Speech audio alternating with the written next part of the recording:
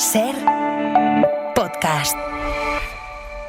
Estás escuchando El Abierto de Hoy por Hoy. Cada día analizamos las noticias más relevantes de la actualidad, las claves políticas, económicas y sociales, con las voces de los protagonistas y los distintos puntos de vista de nuestros tertulianos.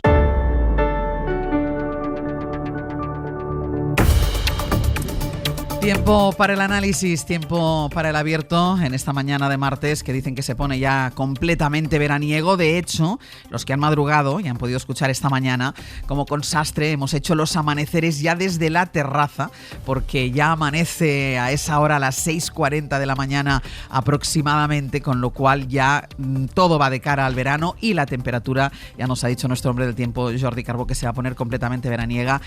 José María Lasalle, buenos días. Buenos días. Estaba haciendo tiempo.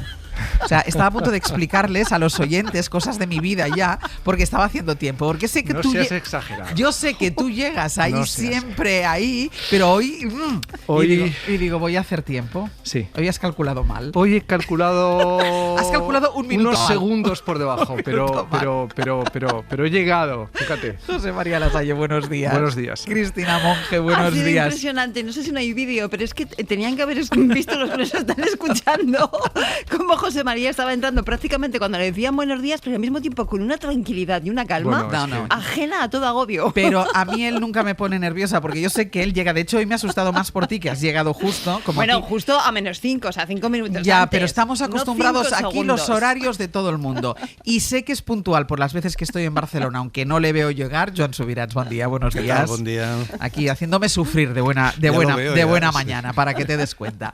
Venga, vamos a abrir. Ya les decía que va de cara al calor esto ya, y que va a ser un día ya un poco bastante tórrido en algunos puntos de España. Vamos a empezar, y vamos a empezar con algo que está en la agenda, que va a pasar a lo largo de esta mañana, tirando al mediodía, y es el debate que se va a dar en Bruselas y que tiene una importante derivada, tiene de hecho una importante derivada doméstica para nosotros. Vamos a empezar por explicar esa votación, porque España lleva hoy al Consejo de Asuntos Generales de la Unión Europea la propuesta para hacer idiomas oficiales de la Unión los cooficiales en España, es decir, para que sean oficiales en la Unión Europea también el catalán, el euskera y el gallego, y eso implicaría que las instituciones pasaran de utilizar 24 a 27 lenguas. Corresponsal comunitario Enrique García Pozo, ¿qué tal? Buenos días. ¿Qué tal, Ángels? Buenos días. El gobierno necesita que no haya ningún veto en esa votación, porque con el rechazo de uno de los estados bastaría para tumbar la propuesta. Las posiciones ahora mismo, ¿cómo están? ¿Qué podría pasar? Bueno, resulta difícil, pero no es imposible. Repiten varias fuentes consultadas a esta hora, que admiten que las capitales han ido rebajando su rechazo frontal a una propuesta que, no obstante, sigue generando dudas económicas y jurídicas. En el gobierno se están dejando toda su energía en intentar amarrar unos apoyos que hasta ahora siguen sin estar cerrados. Los contactos se han producido desde hace meses a nivel de capitales en una ofensiva diplomática dirigida directamente por el ministro de Exteriores, José Manuel Álvarez, que ayer mismo se reunía con su homólogo alemán, cuando la postura de Berlín, sostiene una fuente, no es la del rechazo, sino la de pedir más tiempo para analizar las consecuencias. Y esta es la postura de otras capitales: no cerrar la puerta del todo, pero sí pedir algo más de tiempo. Varias fuentes aseguran que Italia, el gobierno de Meloni, sí se opone de forma frontal, pero que no querría convertirse en la única capital que rechace la propuesta del gobierno de España. El ministro Álvarez volvía a mostrarse optimista ayer, preguntado sobre el debate de esta mañana. Yo confío en que todos los Estados miembros de la Unión Europea respeten, comprendan cuál es nuestra identidad nacional, que es plurilingüe. Lo cierto es que España ha hecho mucha pedagogía y ha propuesto una especie de traje a medida para disipar las dudas de las capitales. El gobierno pagaría el coste de la implementación de las lenguas, 132 millones según un informe de la Comisión Europea. Apostaría por su implementación progresiva para disipar las dudas jurídicas, y todo con el argumento de que ya tienen las tres lenguas un reconocimiento institucional pleno en España, una realidad que no tienen otras lenguas cooficiales en otros países, una forma de evitar que esto genere un efecto contagio en otros estados, que es tema de preocupación para varias capitales. El gobierno se mueve en extremis para amarrar los apoyos, también el Partido Popular, aunque en sentido contrario, mantener en el no a los gobiernos de su color político o gobiernos afines, como el caso de Italia. Decías que la votación o que el debate se abre a partir de las 12, que incluso habría la posibilidad de que no llegara a votarse. Sí, el punto continúa en el orden del día, pero la decisión de si se vota o no se decide en el último momento. Ya ocurrió en 2023, bajo la presidencia española, fue punto del día, estuvo dentro del orden del día en una sesión del Consejo de Asuntos Generales, pero finalmente España dijo que no hacía falta votarlo porque no se había amarrado esa unanimidad previa. Podría ocurrir este mismo escenario, repiten varias fuentes, que el punto se debata, pero que no se someta a votación, lo que no significaría que España tire la toalla, insisten, ¿no? Si no se vota hoy, volverá a ponerse encima de la mesa en otra reunión del Consejo de Asuntos Generales. En cualquier caso, despejaremos dudas a primera hora de la tarde, seguramente, Enrique. Gracias. Eso es. A vosotros. Hasta luego. Estaremos pendientes de lo que pasa en Bruselas con este debate y esa posible votación. Y nos decía ahora nuestro corresponsal, se mueve el Partido Socialista, se mueve el Partido Popular, se mueven los dos partidos, evidentemente, en sentido contrario, porque convertir en oficial el catalán en Bruselas, recuerden que forma parte de los acuerdos del PSOE con Junts que permitieron dar la presidencia del Congreso de los Diputados a la socialista Francina Armengol y allanar el camino hacia la investidura. De hecho, es el pacto que llevó también a que se pueda utilizar las lenguas cooficiales en el propio Congreso, algo que hay que decir que se ha normalizado completamente. Y esto es lo que da ese recorrido relevante para la política española, lo que pueda pasar hoy en Bruselas. Guillermo Lerma, buenos días. ¿Qué tal? Buenos días, Ángeles. Lo apuntaba ahora Enrique, los socialistas llevan meses negociando en la capital comunitaria que se dé ese paso que serviría para lograr que Junts se sentara a negociar y apoyara otros asuntos pendientes, y el Partido Popular, también por estrategia nacional, presiona a otras capitales en sentido contrario, está haciendo llamadas a colegas de partido para que esta reforma, para que sean oficiales estas tres lenguas cooficiales en España, para que esta propuesta encalle. Sí, el pulso entre el PSOE y el PP es evidente. El gobierno ha intensificado los contactos para intentar apaciguar las dudas de los países más reticentes, y aunque Génova evita confirmar sus movimientos en Europa, la dirección del partido en Cataluña sí que reconoce que se están produciendo llamadas. I si estan havent-hi, evidentment, trucades, és perquè hi deuen haver també trucades en sentit contrari. No es llamadas para evitar que la oficialidad del catalán, el euskera y el gallego salga adelante, contactos que también confirman desde la dirección de Vox. José Antonio Fuster es su portavoz. El Partido Popular tiene la red de contactos de una zarigüeya. Entonces, ¿qué es lo que hace el Partido Popular? Se pone en contacto con nosotros y dice, mirad a ver si vosotros, que tenéis contactos, que tenéis socios y aliados. Vox, que asegura que el PP también se ha puesto en contacto con ellos para que movilicen a los primeros ministros que forman parte de su familia política en Europa. La derecha es consciente de que necesitan una corriente crítica de más de un país que se oponga a la oficialidad para lograr que otros países se animen a vetar la propuesta del gobierno español. En cualquier caso, Génova se limita a criticar la medida, no reconoce que esté haciendo una campaña a la contra. Lo que sí le puedo decir es que el Partido Popular quiere más a las lenguas oficiales que Pedro Sánchez, porque nosotros no las utilizamos políticamente y no las manoseamos, y que nuestra política internacional es mucho más seria y mucho más rigurosa de cómo lo hace Pedro Sánchez, y que entre otras cosas queremos que exista también un respeto a la legalidad en la Unión Europea. Que no se presione. Dice Borja Semper que quien necesita sobre todo la oficialidad de esas lenguas es Pedro Sánchez para su supervivencia política. En el PSOE recuerdan que hace unas semanas, por ejemplo, el Parlamento de Galicia votó una iniciativa para instar al uso del gallego en la Cámara de la Unión. Lo hizo con el apoyo del PP, por eso los socialistas reclaman a Feijóo que no ponga palos en la rueda. Desde el Partido Socialista, claro que sí, apoyamos la entrada de Miguel Ángel Gallardo en la Asamblea de Extremadura porque el compañero... Creo que no es esto lo que queríamos escuchar. Después hablaremos de Miguel Ángel Gallardo, no te preocupes. Decía Esther Peña, este no era el corte que queríamos escuchar, que pedía al PP que no ponga palos en la rueda y que permita... creo que no lo tenemos porque ha sido error mío que he mandado el corte que no era emisión. Vamos a reconocerlo. Vale. El PSOE que pedía al PP que no ponga palos en la rueda y que permita la aprobación de esa iniciativa, que no haga campaña en contra, conscientes en el PSOE y en el gobierno, Ángels, de que necesitan cumplir con ese compromiso con Junts para dar un impulso a la agenda legislativa en el tramo final del curso.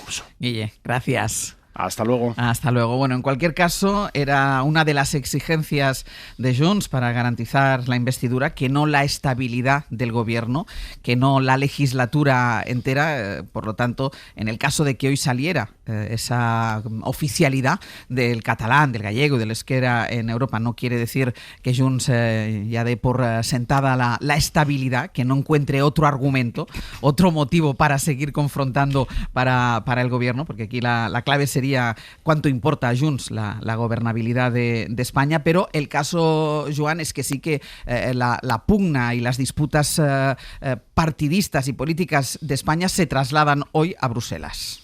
Sí, y es un debate que yo creo que tiene dos derivadas. Una que es, creo, la más importante, que es hasta qué punto, la pluralidad existente en España se traslada, la pluralidad lingüística que existe en España de manera muy clara y que la Constitución reconoce en el artículo 3, etcétera, etcétera, se traslada también a un escenario como es el escenario europeo, caracterizado precisamente por la idea de que Europa, si algo es plural, ¿no?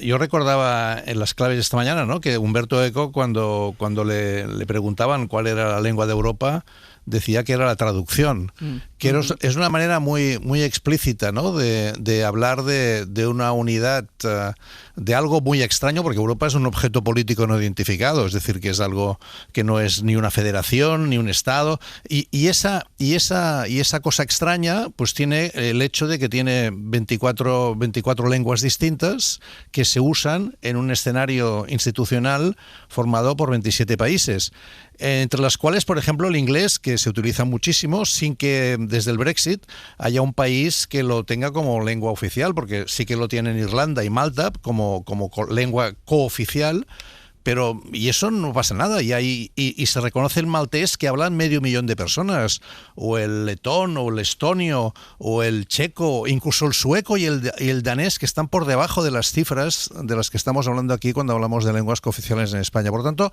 yo creo que ese debate es un debate muy significativo, que tiene que ver cómo entiende el Partido Socialista, el Partido Popular, etcétera, la pluralidad que tenemos en el país y cómo se traslada esto, como se ha hecho en el Congreso de los Diputados, también al ámbito europeo. Y el otro es otro elemento que evidentemente también es importante, pero yo diría que es más táctico, que es qué pasa con los apoyos que permiten que el gobierno de Pedro Sánchez siga adelante en esta legislatura, o digamos que no se cumpla esa promesa a Junts, puede, favorecer la inestabilidad, y en eso el Partido Popular podría ganar para el objetivo central que tiene, que es, que no se alargue esta legislatura y que cuanto antes haya elecciones. Yo creo que es importante distinguir los dos campos, ¿no? Lasalle. Sí, yo comparto el análisis de Joan. Creo que hay que, por un lado, ir a la esencia del debate, que es un debate transnacional, porque afecta al conjunto de la Unión Europea, y de cómo encajas la pluralidad lingüística, habida cuenta de que efectivamente nuestro continente, si se caracteriza por algo, es por su pluralidad y por hacer precisamente de la comunicación cultural de las lenguas un elemento de integración y no de división. Es verdad que eso también se ha sometido a una cierta geopolítica de las lenguas. El caso de Italia es paradigmático, el caso de los países bálticos con respecto de determinadas lenguas minoritarias que son excluidas, como es el caso ruso. En fin, hay una serie de complejidades, o Polonia o la propia Alemania, que tienen singularidades lingüísticas eslavas en cada uno de los territorios. Es verdad que eso ha hecho que en un determinado momento se haya excepcionado y se haya planteado una lógica de un cierto realismo geopolítico en el manejo de las lenguas. Pero Europa se asoma ante una dimensión que tiene que ver con precisamente la libertad y el uso individual, no tanto comunitario, que cada persona tiene de manifestar quién es a través de su propia lengua. Algo que me parece que está en la esencia de la cultura liberal que alimenta los valores ilustrados de Europa, ¿no?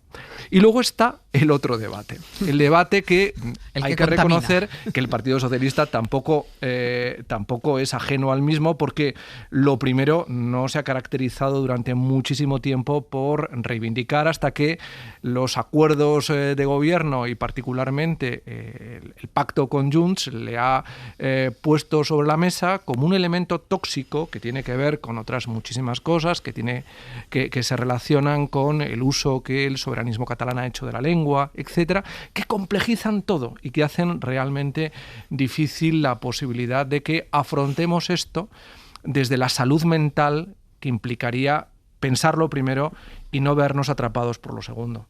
Cristina. Sí, yo creo que el debate de fondo está bien caracterizado, ¿no? Europa es pluralidad, es diversidad, es esa diferencia, ¿no?, entendida desde un punto de vista de riqueza. Incluso lo que se plantea es el reconocimiento de lenguas que cada uno de los estados tuvieran ya como cooficiales en el momento de aprobar su constitución. Por lo tanto, digamos que incluso hay un criterio ahí político de determinar cómo se puede hacer, ¿no? No sabemos si esa pluralidad se va a reflejar en la votación de hoy, pero lo que sí que sabemos que se traslada es la polémica del rifirrafe político español, ¿no? Yo creo que aquí el Partido Popular, por un lado, se agarra a lo que él considera que es esa especie de pecado original de esta legislatura, que es que Pedro Sánchez es presidente del gobierno gracias, entre otros, a los votos de Junts, y que eso ha implicado llegar a una serie de acuerdos, entre otros, uno que tenía que ver con el reconocimiento del catalán en Europa, ¿no? Y eso ya es un pecado original que lo tiñe todo. Por tanto, a partir de ahí... Ya lo contamina. Claro, a partir de ahí ya no hay debate, ¿no? Pero es que lo paradójico del tema es que el propio Partido Popular en la Asamblea de Galicia votaba a favor del reconocimiento del catalán en el ámbito comunitario. Por lo tanto, las contradicciones ya se exacerban hasta un punto que tensa muchísimo la cuerda. Vamos a ver qué pasa hoy en esa votación, porque es un buen termómetro de la capacidad de influencia de cada uno de los actores políticos. Por un lado, el Gobierno de España, que por mucho que sea socialista y hoy en día en Europa ya una mayoría conservadora, es el gobierno de un Estado muy importante de la Unión Europea, frente a los líderes comunitarios que sabemos que tienen un ascendente importante en el Partido Popular Europeo y que a día de hoy son mayoría en el conjunto de la Unión. Entonces, esa correlación de fuerzas, ese pulso, me parece que es muy interesante para determinar los movimientos. También es importante ver que el uso de las lenguas en la Unión Europea tiene, porque a veces la gente puede imaginar que ese nivel de complejidad se traslada a todas y cada una de las reuniones de la Comisión de la Unión Europea. Y no es así. Uh-huh. Es decir, la pluralidad lingüística en su máximo nivel se da solamente en ciertos estatus, ¿no?, en ciertos estratos.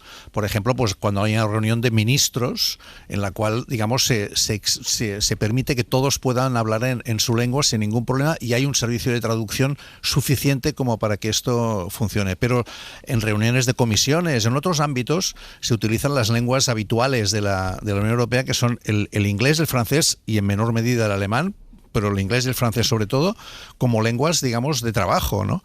Esto lo digo para intentar evitar que uno imagine que aquello es una especie de torre de Babel, ¿no? Uh-huh. No lo es. Es decir, precisamente, digamos, la idea de la pluralidad es una idea que se quiere asumir como un reto para la Unión Europea, pero al mismo tiempo que no paralice el funcionamiento institucional. Yo creo que esto también es importante entenderlo. Pero yo creo que había también mucha amenaza con la posibilidad de que se hable catalán, castellano, euskera ahora en el Congreso de los Diputados, y claro, se ha normalizado. Totalmente. Es decir, acordémonos de todo el ruido que se hizo, tanto por el gasto económico que suponía como el lío que se iba a producir, y es algo que ya está. O sea, ya se habla, cada uno habla en la lengua que quiera, cooficiales todas del Estado, y no se ha producido ningún problema. De todas formas, a la vuelta de publicidad sí quiero preguntaros por el papel de Junts en esto, porque decíamos, tú hablabas de elemento tóxico, decía, al final es el que contamina el debate, un debate que debía ser un debate lingüístico, poniendo en valor la pluralidad lingüística de este país, que yo creo que es una de las enormes riquezas,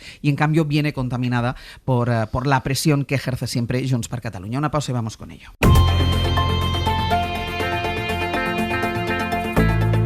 El Abierto. Ser podcast.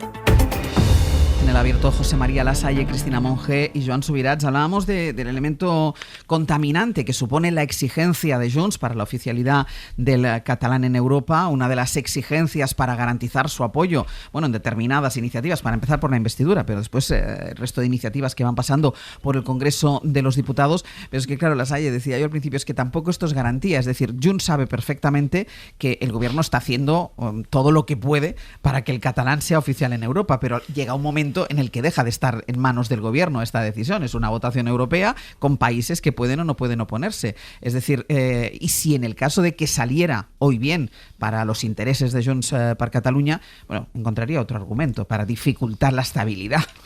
Bueno, es que el rol que ha decidido jugar Junts es, por un lado, el de la permanente presión política sobre el gobierno de coalición y, por otro lado, el manejo de una toxicidad política que se viene haciendo repetida y constante en la historia política de nuestro país de los últimos años para acá, ¿no?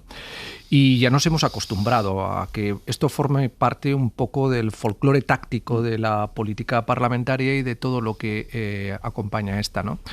Eso distorsiona mucho porque hace imprevisible la política, que ya de por sí está manejada por rasgos de incertidumbre, pero que además con un perfil como el de Junts complejiza aún más.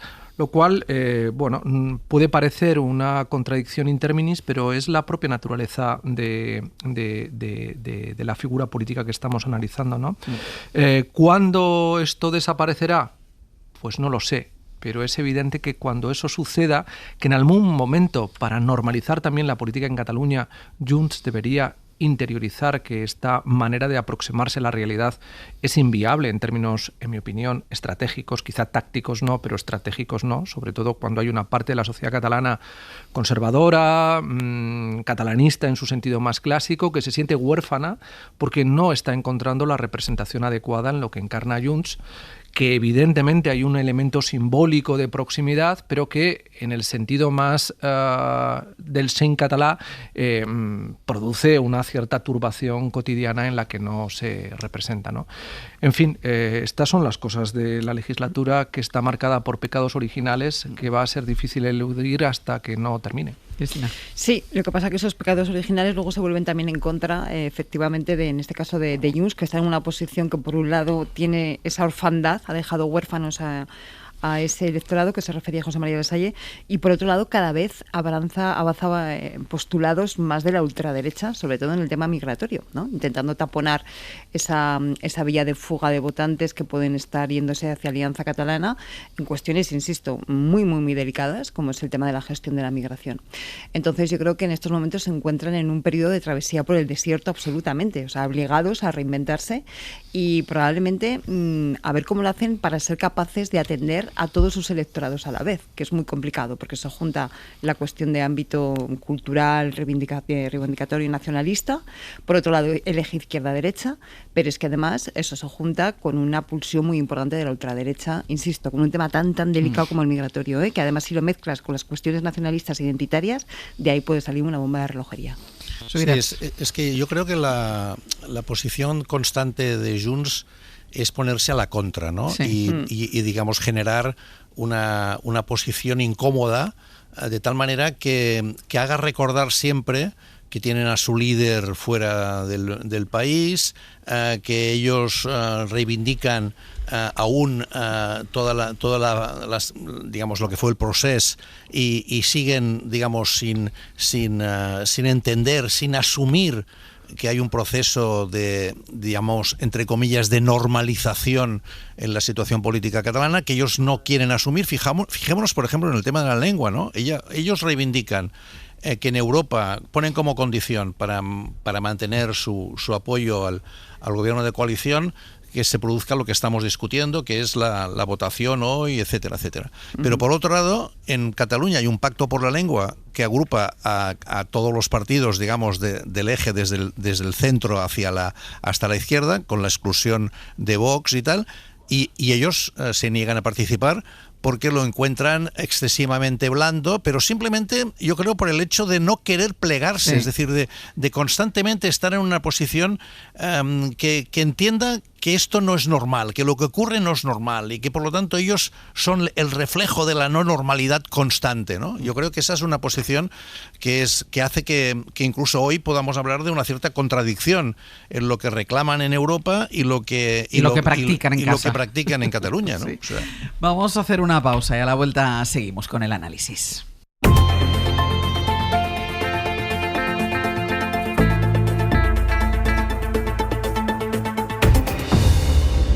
José María Lasalle, Cristina Monge y Joan Subirats. Vamos con otro asunto, que es el caso del hermano del presidente del gobierno, de David Sánchez, pero este caso, que tiene como investigado al hermano de Pedro Sánchez, resulta que el interés en el caso se ha movido estos días hacia el secretario general del PSOE en Extremadura, Miguel Ángel Gallardo, porque él ha conseguido aforarse, y decimos que ha logrado aforarse porque ha tenido que hacer una serie de maniobras para poder obtener esa condición, y si se tomó esas molestias es porque tenía evidentemente una intención clara. Isabel Vega, buenos días.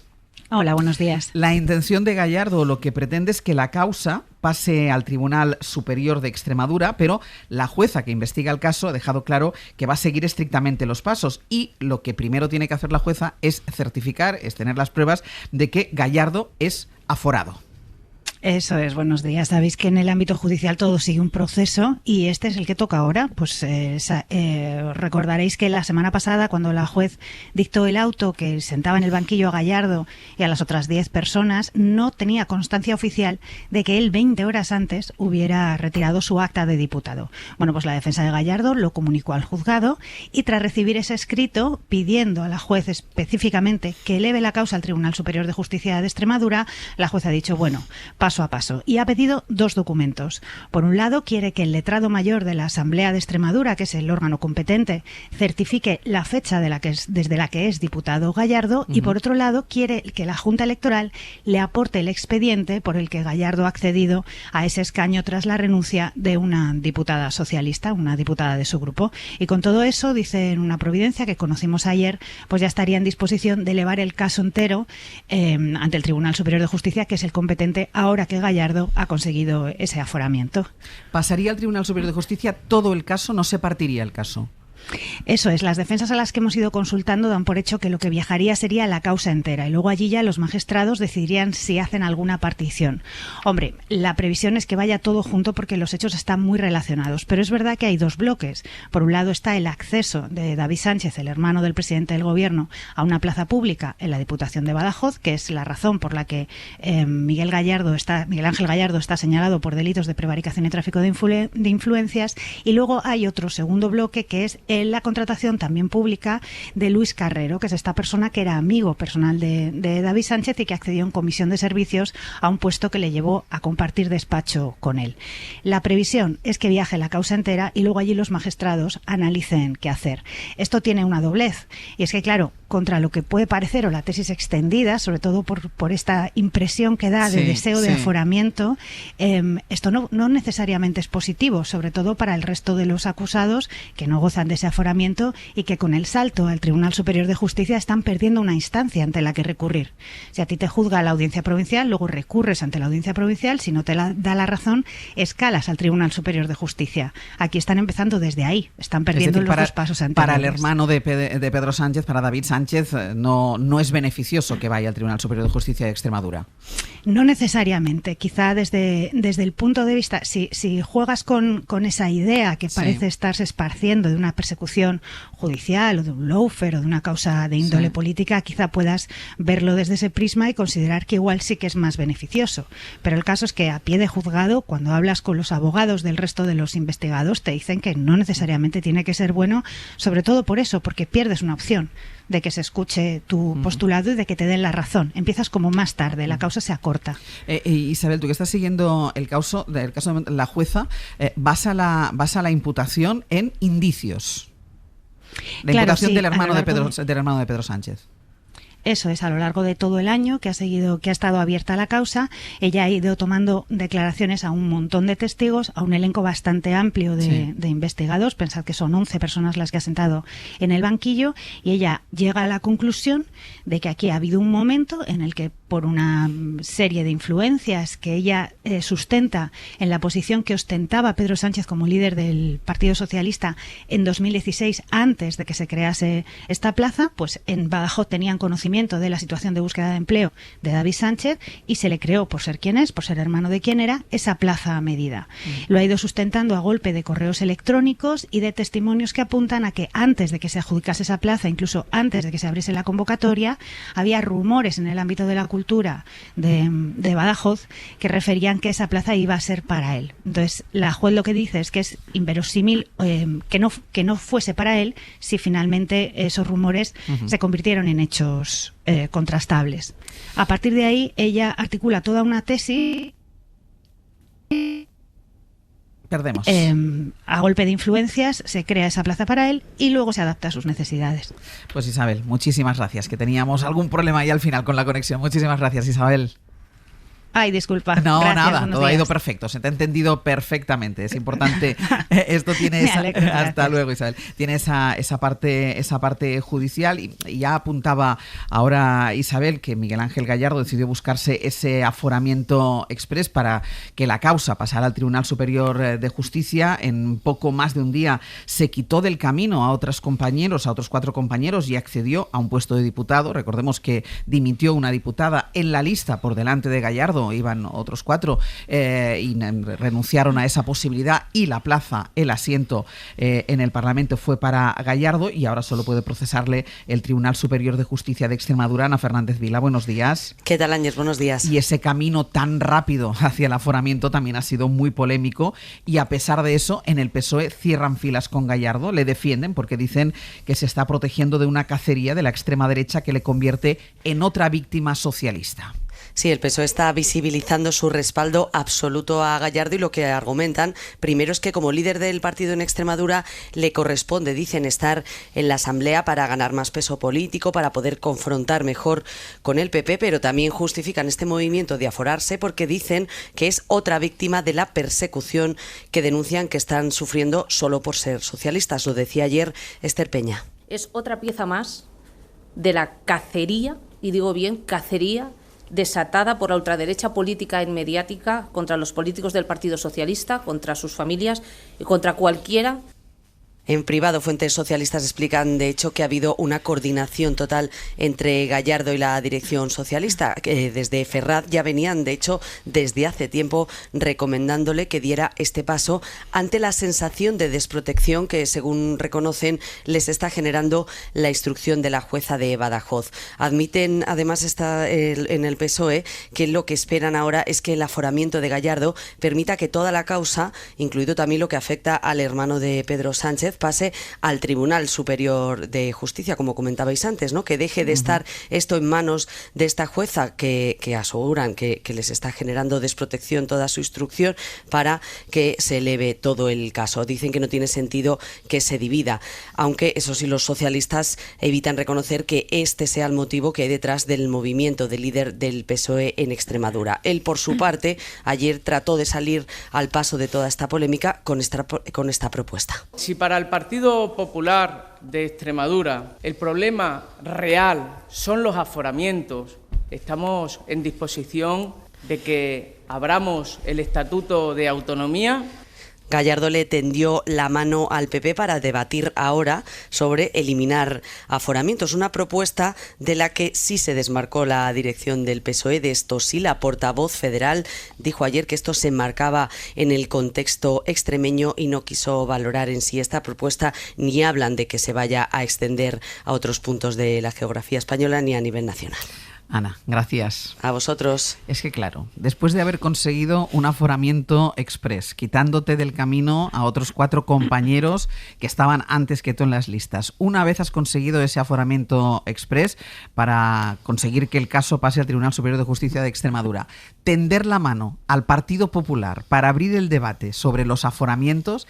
Pero es que hay más. Es que yo quiero que escuchen unas declaraciones que hizo en esta misma casa Miguel Ángel Gallardo.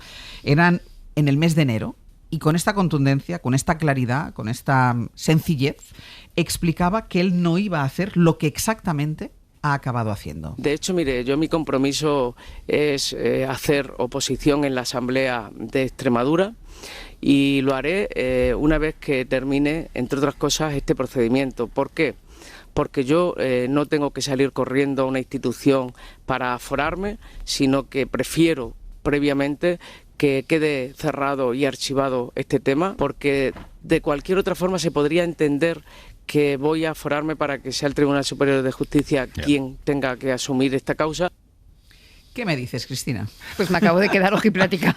Como me Yo no viendo. recordaba estas declaraciones, ayer las recordó Aimar, porque fue el quien le hizo la entrevista. Madre mía. Recordó estas declaraciones ayer por la noche en Hora 25 y claro, yo las estaba escuchando y no estaba dando crédito, porque ha hecho exactamente lo que con esa tranquilidad dijo en el mes de enero que no iba a hacer. Declaraciones que, por otro lado, están llenas de lógica y de sensatez, ¿no? Las de ese momento. Las de ese momento. Pero es que este tema yo creo que es una sarta de despropósitos del todo, ¿no? Porque si el PSOE realmente piensa que sus dirigentes están siendo objeto de una cacería, lo peor que puede hacer es reaccionar como lo ha hecho. Es salir corriendo. Porque a día de hoy ya nadie estamos hablando de esa causa contra el hermano del presidente del gobierno, que es de momento extraña y de momento no hemos visto nada concluyente que pudiera llevar a pensar que efectivamente en un momento en el que Pedro Sánchez, hay que recordar que era un proscrito de este país, le acababan de echar sus compañeros del partido, en fin, no era lo que es hoy ni muchísimo menos, ¿no? Que en ese momento enchufara a su hermano ahí, puede ser o puede no ser, yo no lo sé, pero no hemos visto ninguna prueba concluyente. Pero claro, en vez de estar con eso, lo que estamos en estos momentos es perplejos ante esta maniobra para intentar aforarse, que por cierto, me parece interesante la reflexión de carácter judicial que hacían las compañeras, ¿eh? El hecho de aforarte tampoco implica una mayor garantía de nada, ¿no? Pero bueno, de alguna forma él entendía que se podía proteger, tal y como efectivamente explican las declaraciones de hace unos meses, pero luego a renglón seguido encima dice, bueno, pues si queréis suprimimos los aforamientos. Entonces, es una huida hacia adelante que de alguna forma yo creo que desvela la incapacidad de afrontar con serenidad una estrategia que si tú sabes o si tú crees que efectivamente ahí no hay nada que esconder, pues defiéndete judicialmente. Y si finalmente piensas que puedes estar siendo objeto del lawfare, de la famosa cacería o de lo que sea, tendrás que tener una estrategia política y comunicativa para explicarlo. Pero este tipo de maniobras yo creo que lo que hacen es echar una cortina de humo contra la cuestión de fondo, que es la importante, y al mismo tiempo se convierte en un boomerang que se te vuelve en contra radicalmente. Dejadme que antes de continuar con el análisis hago una pausa y seguimos con este asunto.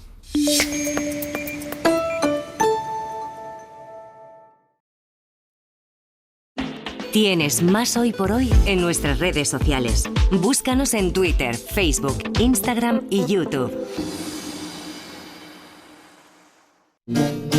Miss Experiencia con Chema Rodríguez. Pepa, Tata Pepa, que sigas por muchos años animando al Cádiz. Digo. Un beso bien grande. Mira, me dice una cosa, yo voy a estar con el que se murió, que voy a dar por culo hasta última hora.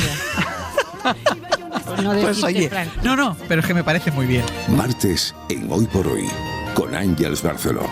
Cadena SER. Tu afición no termina cuando acaba el partido. Pues un milímetro que estás adelantado es fuera de juego. Quien no quiere ver es imposible ver nada. La pasión nunca duerme. Estamos todos, Romero, Gallego, Talavera, Pulido. De lunes a viernes a las 11:30 de la noche, El Larguero, con Manu Carreño. Cadena SER. 100 palabras bastan para crear todo un universo. Relatos en cadena. Le habían utilizado los frenos a la vida y le habían crecido alas. Lo supo mientras escuchaba a Serrat un domingo de lluvia, plancha y partidos de fútbol. Tú no eres como las demás, cantaba. Tú eres distinta. Y supo que se lo decía a ella. No eres como las demás. Se acabaron las vacaciones en el pueblo, las compras en rebajas, las ambiciones cortas y el dinero justo. Se quitó el delantal, tiró los guantes al aire y sacudió al viento sus cabellos desteñidos. La ensoñación duró lo que tardó en marcar el equipo de su marido. Esa noche saldrían a cenar un bocadillo de calamares. Relatos en cadena. Grandes historias en formato micro. La Ventana con Carlas Francino. Cadena SER. Cadena SER. El poder de la conversación.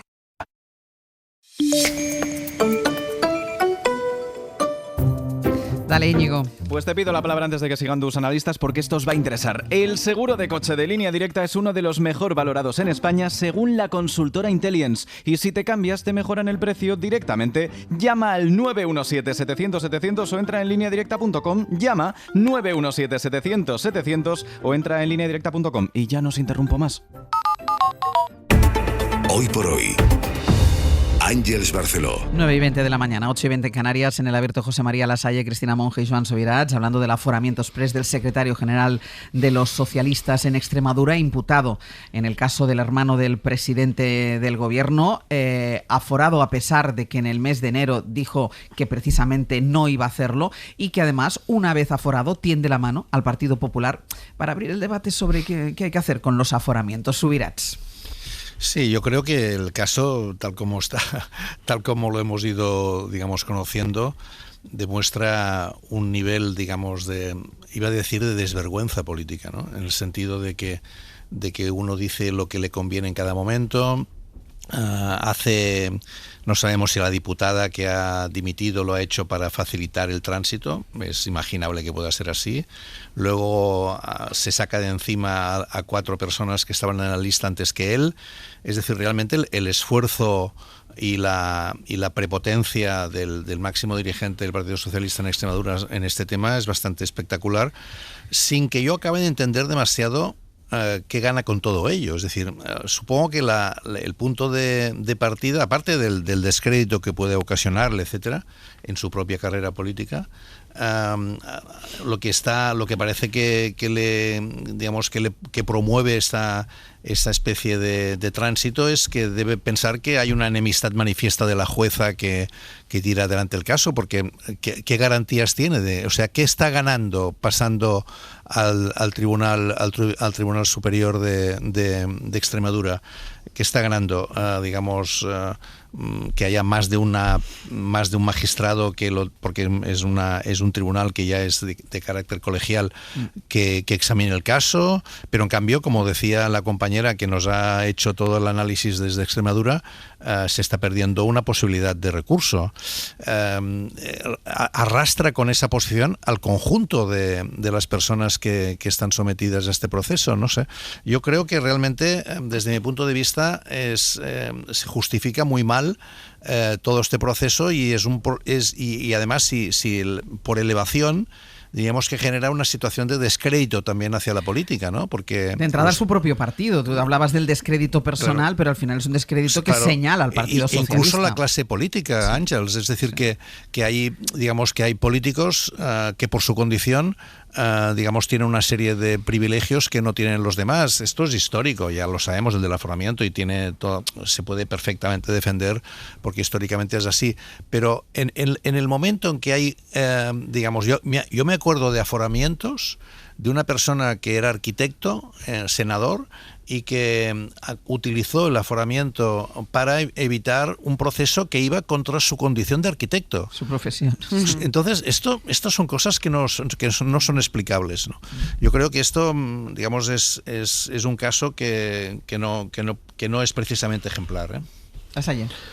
Bueno, este tipo de situaciones creo que son las que verdaderamente erosionan y dañan al sistema institucional de la democracia, porque la colocan ante el espejo de los seres humanos que hacen la política y que manifiestan, me atrevería a decir, casi lo peor de su condición, que es lo que en estos momentos está poniendo de manifiesto Miguel Ángel Gallardo, ¿no?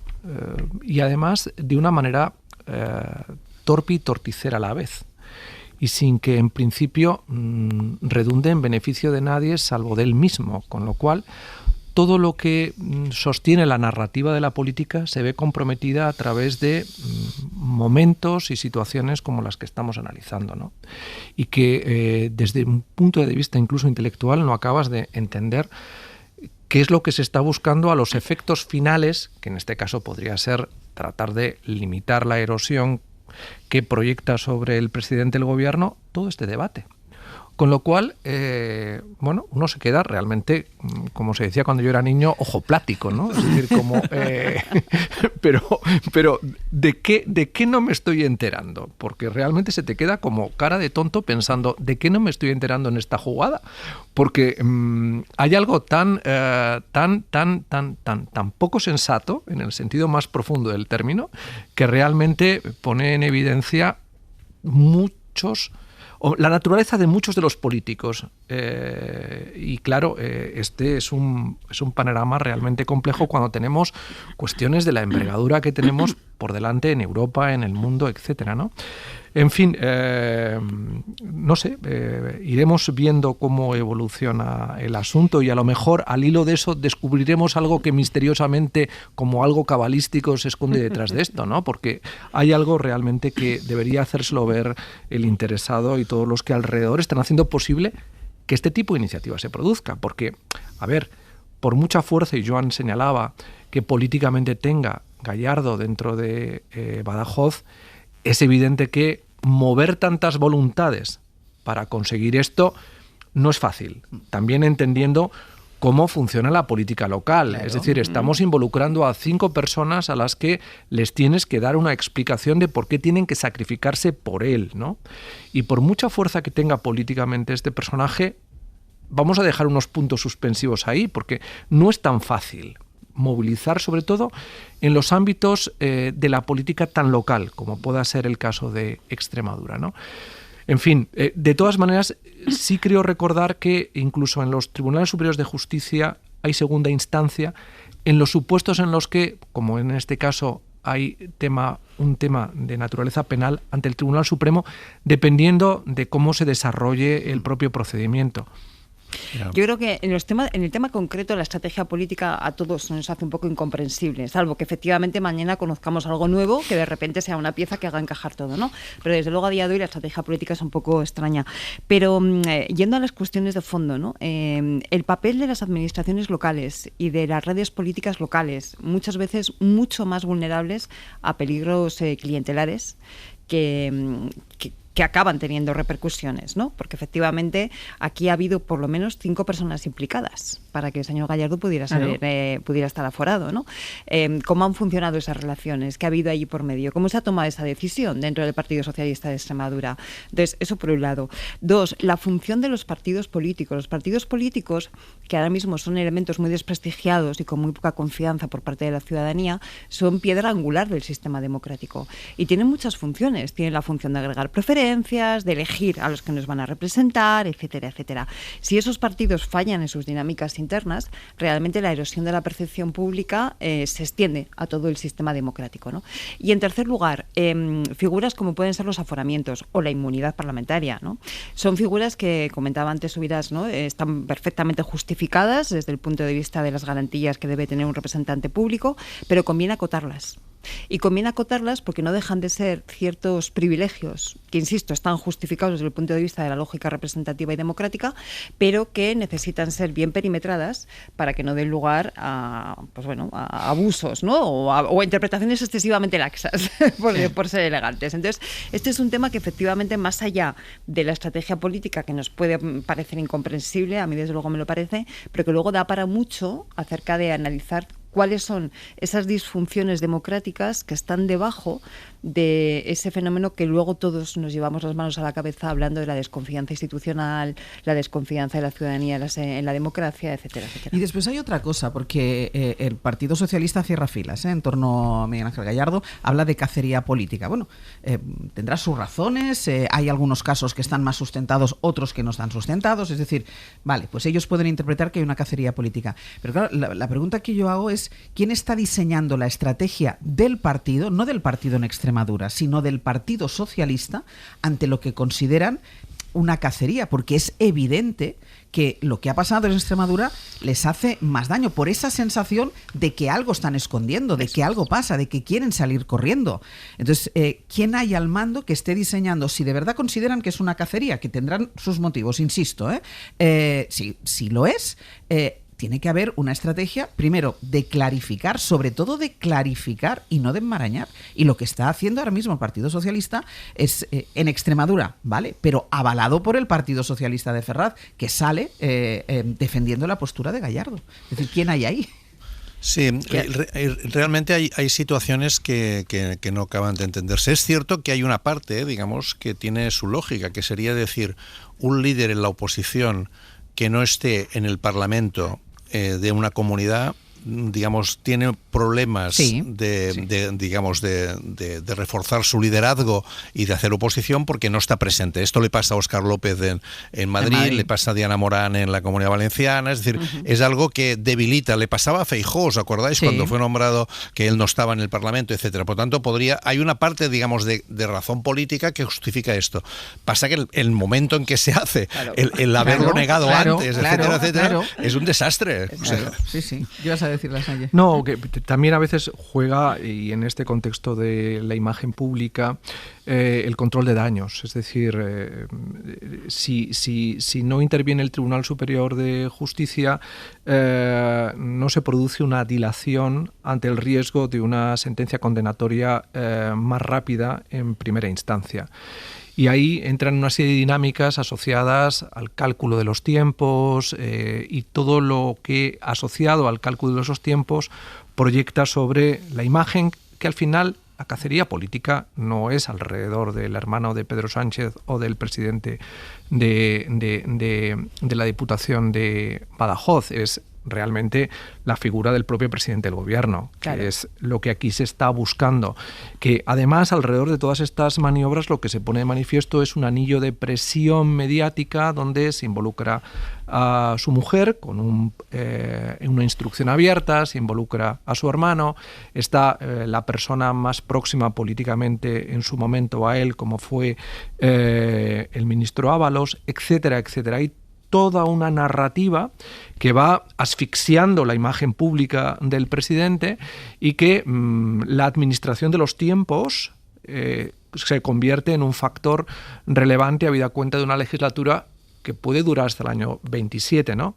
Entonces también este elemento hay que tenerlo presente a la hora de jugar con estas claves que no sé si son más sutiles, pero que sí probablemente están en un cierto trasfondo que explica, dentro de la inexplicable de la narrativa que acompaña todo esto, porque, por otro lado, el impacto que para la imagen pública del Partido Socialista y particularmente, yo creo que para toda la complejidad de la maralla que estamos descubriendo vinculada al presidente del gobierno, dañan muchísimo las expectativas políticas, ¿no? Y luego hay decisiones que yo creo que sería ingenuo pensar que sus repercusiones se quedan en el ámbito local territorial, ¿no? Este caso efectivamente no tiene que ver con el Partido Socialista de Extremadura, tiene que ver con Pedro Sánchez directamente. Por lo tanto, las decisiones y la estrategia correspondería que las hicieran pensando en clave nacional y sobre todo en esa clave estratégica de cómo defender la figura que consideran ellos que está siendo atacada, que es la del presidente del gobierno y secretario general del Partido Socialista. Y sin embargo da la sensación de que la partida se ha jugado en una estrategia a nivel local, cuando obviamente la batalla no está siendo en un escenario local, sino que está siendo en un escenario nacional.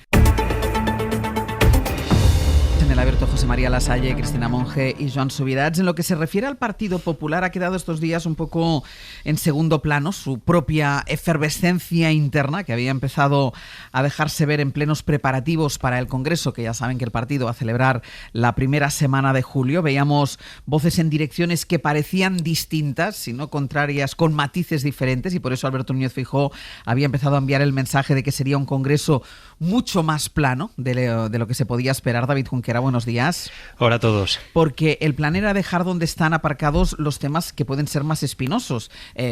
Posiciones ideológicas sobre el aborto, sobre la eutanasia, o también su estrategia, su relación con la ultraderecha. Bueno, esta mañana estamos contando que el Partido Popular no quiere hablar de Vox en su Congreso, no quiere hablar precisamente de eso, de esa relación con la ultraderecha, pero sí va a aprovechar el Congreso y sus ponencias para modificar y endurecer su política migratoria.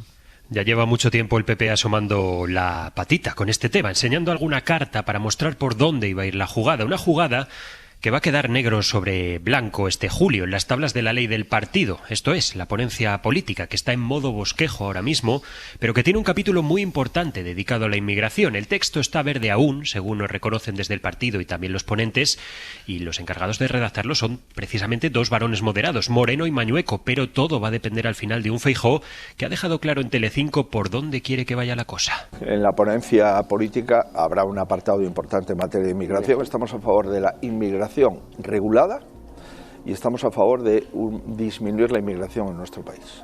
Disminuir la inmigración, así en general, y para lograrlo el PP prevé abonarse al modelo Meloni, en las últimas tesis aprobadas por los populares europeos también, derivar a terceros países a solicitantes de asilo e irregulares y ser duros con los que ya han entrado en España y quieren quedarse. Hemos de ver primero si tienen contrato de trabajo, segundo, si no tienen ningún tipo de antecedente penal y tercero, si cumplen los requisitos y los valores que se le exigen a cualquier español, como usted o como a mí, para... Requisitos y valores, así en general también. En eso subyace un análisis electoral. Creen en Génova que a Santiago Abascal se le están agotando las fuentes del maná demoscópico, la del estamento militar por su cercanía a Putin, la del campo por su cercanía a Trump, y quieren ahora cegarle la de la inmigración, pagando para ello el precio de comprarle a Vox muchos de los ingredientes de su recetario. Junquera, gracias. A vosotros. José María, parece que no va a aclarar en este Congreso el Partido Popular la relación que quiere mantener con la ultraderecha, no la que mantiene, que esa ya la sabemos,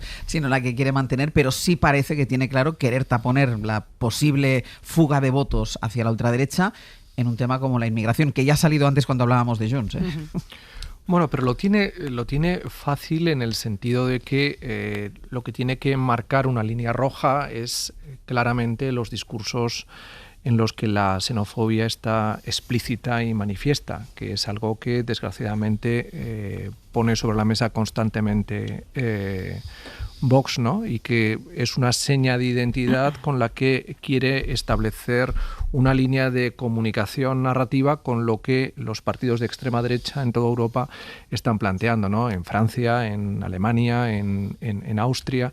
Y yo creo que este es un rasgo de identidad en el que el Partido Popular no va a incurrir porque forma parte de la cultura política del Partido Popular Europeo y que en el caso además alemán está claro.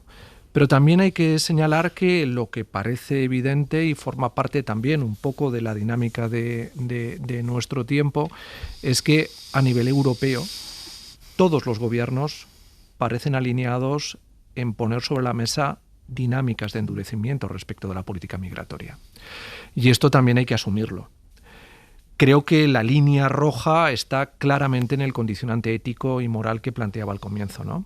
No se puede rebasar una expresión de xenofobia que convierta a los migrantes en criaturas despreciables, delictivas, etcétera, porque eso supone contrariar abiertamente los fundamentos de la cultura europea. Pero es verdad que desde el punto de vista de la geopolítica y de un cierto realismo, el valor de la seguridad asociado a estos aspectos está en la agenda que en estos momentos se está debatiendo y que protagoniza Francia, que protagoniza Alemania y que protagoniza Italia de otra manera, pero que alemanes y el actual canciller Merz ha llegado al gobierno sobre un pacto con el Partido Socialista en el que esta cuestión ha estado sobre la mesa, con algo que no difiere mucho de lo que está planteando precisamente Feijóo al hilo del comentario que le hemos escuchado, ¿no? Es curioso porque según nos contáis los medios de comunicación, en esa ponencia del Congreso se va a obviar la decisión fundamental y estratégica de la derecha, y es qué relación tiene con la ultraderecha, ¿no? ¿Qué relación quiere tener? Sí. Vale, se va a obviar formalmente, pero por la vía de los hechos no. Porque el asunto migratorio es uno de los asuntos fundamentales de la política de la ultraderecha.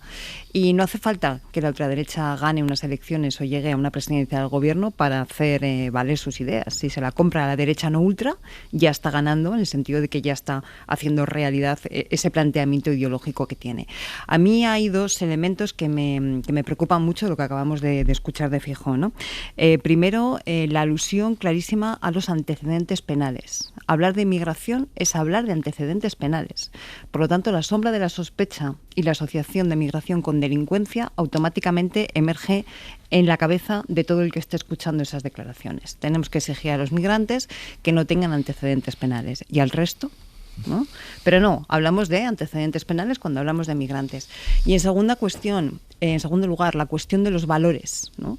Hay que exigir los valores democráticos. Yo ahí podría coincidir, pero y cuando vemos en las calles de muchas ciudades españolas manifestantes de la ultraderecha profiriendo gritos de Heil Hitler o haciendo proclamas racistas, xenófobas o fascistas, a esos señores, a esas señoras también hay que exigirles un cumplimiento y una asunción de los valores democráticos. ¿Qué hacemos con ellos entonces? Entonces, sí, claro, me parece que es muy peligroso perimetrar por ahí el debate. Joan. No, yo creo que este es un tema muy, muy importante, ¿eh? Es decir, y digamos, no se puede abordar de una manera táctica, sino de una manera estratégica. ¿Por qué digo estratégica? Porque, digamos, por ejemplo, la frase disminuir la inmigración, pero ¿de qué estamos hablando? Es decir, así en general. Claro, y las cifras, ¿no? Es decir, ¿cuál es la perspectiva demográfica del país, ¿no? ¿Cuál es la posibilidad de reemplazo, digamos, que tenemos desde el punto de vista de nacimientos en España? ¿Cuáles son las necesidades que tenemos desde el punto de vista de gente que necesitamos para muchos trabajos? Entre ellos, por ejemplo, todo el relacionado con los cuidados. ¿Qué perspectivas demográficas tenemos y qué necesidades tenemos de inmigración? Este sería un primer punto importantísimo. Un segundo punto importante. Tenemos casi en este momento como promedio en España un 15% de personas inmigrantes. ¿Cuál es la proporción de diputados, digamos, no nacidos en España que tenemos en la Congreso de los Diputados? El 2%. En Barcelona, por ejemplo, ¿no? Tenemos casi un 30% de personas nacidas fuera de España que residen en Barcelona. ¿Cuál es el porcentaje de personas nacidas fuera de España que están presentes en la Guardia Urbana, en la administración municipal, los empleados públicos? El 1,5%. Tenemos un problema de regularización general del sistema del país que se adapte a unas circunstancias que han ido cambiando. Y en vez de esto, estamos diciendo, ¿no?, que lo que tenemos que hacer es disminuir la inmigración, cuando ya me dirán cómo se relaciona una cosa con la otra, y se está hablando de integrarse de valores, de antecedentes penales.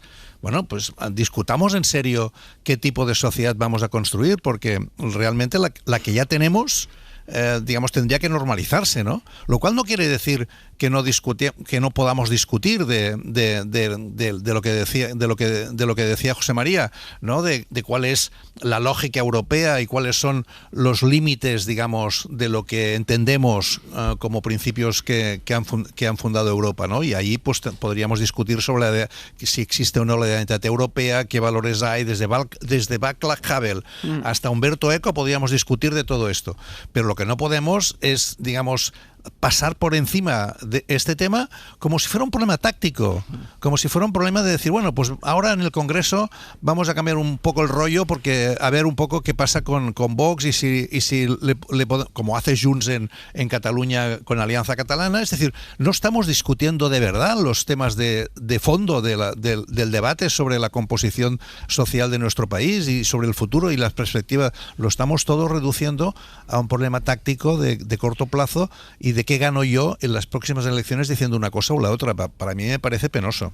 ¿Ibas a decir algo, Lasaña? No, lo que pasa es que desgraciadamente hay un problema táctico en el conjunto de Europa y es el impacto que está teniendo la experiencia colectiva de la migración sobre las propias sociedades europeas y que está precipitando precisamente el auge de los populismos y el desarrollo de una serie de discursos xenófobos que requieren ser atajados con una cierta lógica pragmática, porque si no nos encontramos con que a corto y medio plazo el sistema europeo puede colapsar en el sentido institucional del término por la proliferación de partidos de extrema derecha. Y ahí hay que encontrar el punto de equilibrio, que ha sido uno de los debates más interesantes a los que se ha visto sometida la CDU en Alemania, de la mano del canciller Merz, de cómo al mismo tiempo que se despliega un cierto pragmatismo en la lógica de la gestión de los flujos migratorios,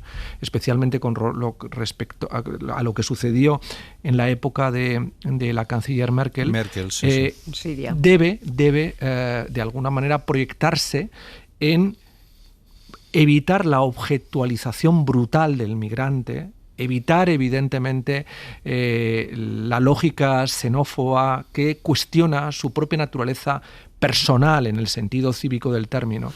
Y esos son los debates en los que deberíamos ser capaces de incidir, comprendiendo que nunca como hasta ahora deberíamos también jugar, y a lo mejor estoy siendo abogado del diablo, ¿no?, con un cierto refugio pragmático si queremos que lo que ahora mismo definimos como Europa pueda ser viable por las presiones políticas internas que estamos viviendo. Este es un debate que debemos poner sobre la mesa con serenidad, pero es un debate que hay que abordar. Y desde luego estoy totalmente de acuerdo, Joan, que hablar de disminuir, poner sobre la mesa la conexión antecedentes penales, migrantes, es lo más equivocado del debate que yo estoy planteando. Sí, pero que hay que abordarlo, ¿eh? Claro, pero hay que abordar el fenómeno de la migración como lo que es, como un fenómeno, por supuesto complejo como todos, tan antiguo como el propio ser humano, por supuesto, que nos enfrenta a un montón de contradicciones. No escuché a los líderes del Partido Popular, afortunadamente, poner problemas para acoger refugiados ucranianos. No los escuché, afortunadamente, ¿no?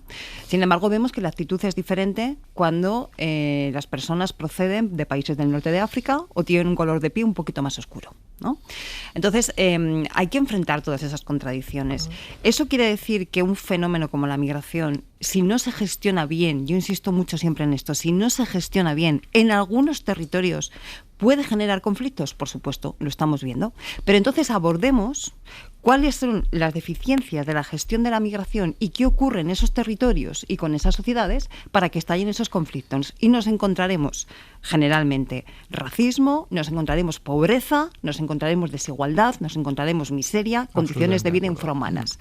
Y entonces podremos gestionar ese conflicto que ha surgido allí. Pero eso implica mirar la migración, yo creo que efectivamente como un fenómeno, no como un problema.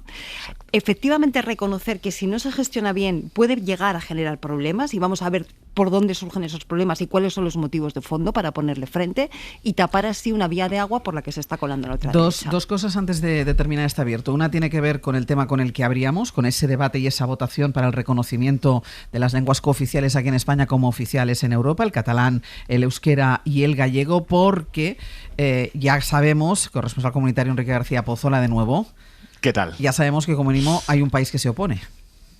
Sí, están entrando a esta hora los ministros o secretarios de Estado para Asuntos Europeos a este Consejo, y el ministro de Finlandia acaba de decir que Finlandia está en contra, que el debate no está maduro. Ha mostrado sus preocupaciones jurídicas sobre la implementación de las lenguas, sobre la propuesta del gobierno español, e incluso acaba de decir que espera que no se llegue a votar esta mañana. Además, también la secretaria de Estado de Croacia acaba de posicionarse, dice que todavía se tiene que leer la letra pequeña. We will have the possibility to learn a little bit more details about legal and financial implications on the matter. Pide más detalles sobre las implicaciones jurídicas, legales o políticas. Veremos, Ángels, cómo se desarrolla este debate que empieza en unos minutos, aunque este punto no se debate hasta las 12. Fuentes conocedoras de la negociación insisten en que lo relevante hasta ahora es cómo plantea el debate la presidencia polaca o la toma de posición de grandes como Alemania o Italia. Pues de momento conocemos que Finlandia se opone, el tema no está maduro, dice todavía. Gracias, Enrique. A vosotros. Y una última cosa, Pablo Morán, ¿qué tal? Muy buenos días. Hola, Ángels, para buenos actualizar días. La situación en Gaza, primero con esa amenaza de un ataque sin precedentes hecha por Netanyahu, y después porque los ministros más ultras se niegan a cualquier pausa. Bueno, y con un lunes, el de ayer, que fue en el que esa retórica de esos ministros ultranacionalistas y ese furor judío se desató durante la llamada Marcha de las Banderas, con la que los israelíes conmemoran la conquista de Jerusalén. Es un día en el que ese movimiento y esa marcha que recorre la ciudad vieja de Jerusalén pues tiene prácticamente, Ángels, barra libre para increpar, para agredir a la población palestina, para desear su muerte y amenazar con su destrucción. Los comerciantes palestinos cierran los negocios para que no se los destrocen, y efectivamente los ministros ultras de Netanyahu se unieron ayer a la fiesta, entre ellos Itamar Ben-Gavir. Se plantó de nuevo en la explanada de las mezquitas para rezar por el éxito de la guerra, dijo. Después arengó a las masas reivindicando la propiedad de Gaza y apostando por volver a cortar la ayuda humanitaria a los palestinos. Todo esto en paralelo a los últimos movimientos en torno a la negociación de un alto el fuego. Netanyahu sugirió anoche que Israel podría anunciar avances pronto, pero la verdad es que son confusas y muy contradictorias las noticias que siguen llegando de esta negociación. Estados Unidos ha planteado una nueva propuesta, pero la prensa israelí ya avanzó anoche que el gobierno de Netanyahu no la acepta. Pablo, gracias. Y hasta luego.